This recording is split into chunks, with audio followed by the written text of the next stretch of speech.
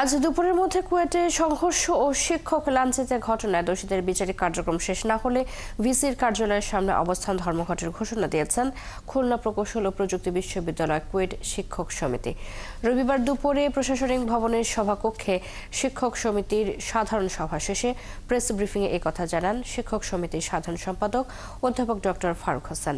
Press ব্রিফিংয়ে অভিযোগ করা হয়, বিশ্ববিদ্যালয় আইনের বাইরে গিয়ে বিশ্ববিদ্যালয় প্রশাসন দোষীদের বিচারিক কার্যক্রম স্থগিত করে রেখেছে, যার ফলে কুয়েটের শিক্ষা কার্যক্রম সংকটের মধ্যে পড়েছে। মাত্র কয়েকজন শিক্ষার্থীর স্বার্থ রক্ষায় ও উপরমহল নামক অদৃশ্য শক্তিকে তুচ্ছ করছে বর্তমান প্রশাসন।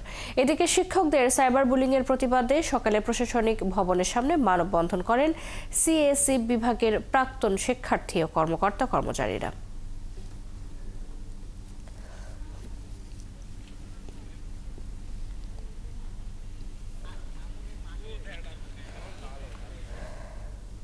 দাবি অনুযায়ী উপযুক্ত ব্যবস্থা গ্রহণ করে শিক্ষার পরিবেশ তৈরি করতে না পারলে বিশ্ববিদ্যালয় ক্যাম্পাসে সুষ্ঠু পরিবেশ ফিরিয়ে আনা সহ দ্রুত ক্লাস শুরু করার দাবিতে আগামীকাল দুপুর 12 ঘটিকায় শিক্ষকবৃন্দ ভাইস চ্যান্সেলর মহোদয়ের কার্যালয়ে অবস্থান কর্মসূচি পালন করবে।